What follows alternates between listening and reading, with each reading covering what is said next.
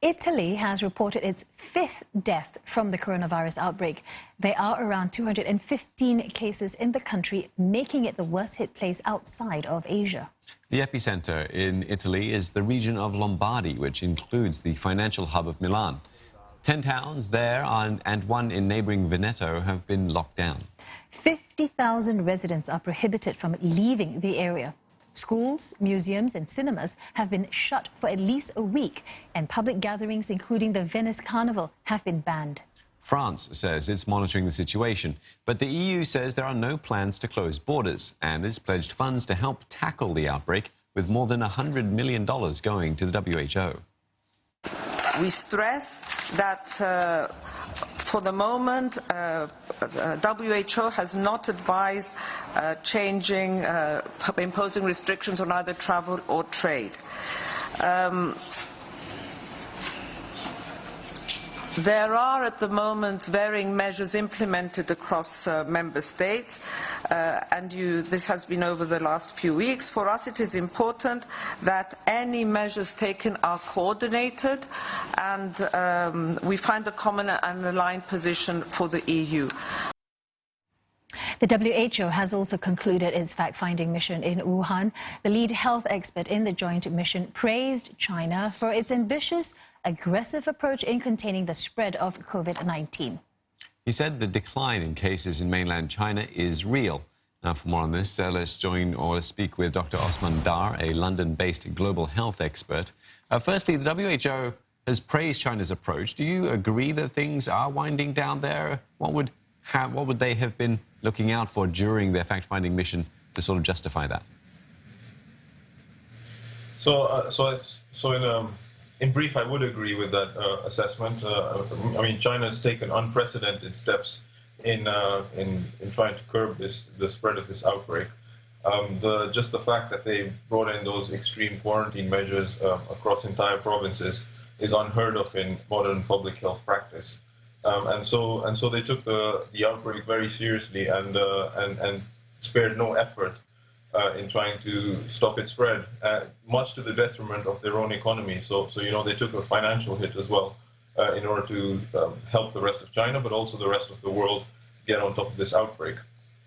In terms of what they would have been looking at, they would have been looking to make sure that the methodology the Chinese are using to diagnose cases as well as follow-up contacts and the way they do the counting is accurate and follows best practice.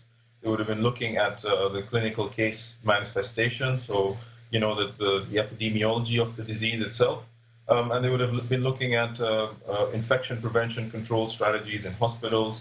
They would have been looking at whether or not best practice is being followed around clinical case management itself, and what China is doing around the research and development aspect of this, because there's about 100 clinical trials ongoing at the moment to look at the best ways of treating this when patients present to hospital.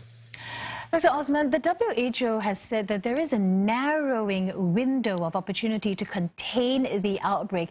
Help us understand what they mean by that. What they mean by that is that we've started to see community spread in other countries, now with no direct link to China. Now, initially, when you're able to follow cases overseas or once they've left the Chinese mainland, they've all generally been connected to China. Now, when you start seeing independent chains of transmission in other countries, that's when you start to worry that it's becoming embedded or endemic within those other national settings, and that's why they say there's a narrowing window to contain it, because we really need to get on top of all those community outbreaks in other countries if we want to be able to contain this. Otherwise, it will become a pandemic. What would then be the tipping point to turn this into a pandemic? And do you think that enough is being done? Are measures in places like the Middle East and Europe sort of working fast enough, taking drastic enough action?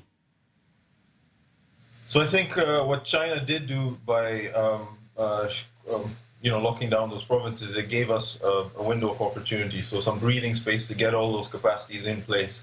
And you know, countries have been frantically working hard together in a coordinated fashion to try and build up their assessments at airports and other points of entry into their countries, to build up the diagnostic capacities, have enough labs that can do the diagnosis, and to put in place the standards and procedures when you assess a case and then follow up the contacts and the subsequent clinical management.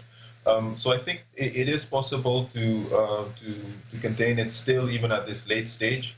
But of course, if we see parallel settings where there's community transmission ongoing and the virus spreading to lots of cities, then that's when we'll be able to say that it's a pandemic. If you have independent outbreaks occurring in multiple regions of the world, that's when we call it a pandemic. But I think at this stage, because of the measures that have been brought in place in places like Italy and South Korea, which are also sort of replicating the process of community quarantine, we still have hope that it can be contained and stopped from spreading further. Well, let's look at Italy. Travel within Europe is so easy because of this border-free Schengen zone. Do you think travel restrictions might actually follow? It's possible if the measures they've taken so far within the sort of it's the 10 towns, it covers a region of about 50,000 people, appear to be ineffective in that we start seeing multiple independent cases of community transmission outside that zone.